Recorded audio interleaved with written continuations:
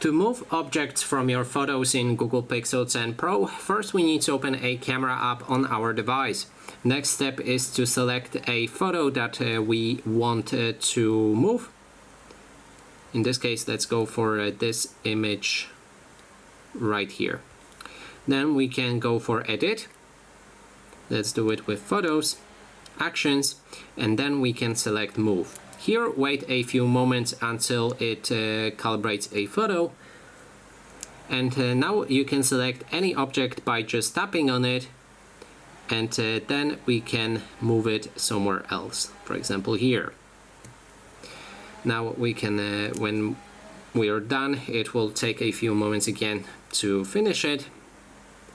And here it is, the object is moved. As you can see, it's not perfect, but it moved that object. On some photos it may work very fine. So that is basically everything. Thanks so much for watching.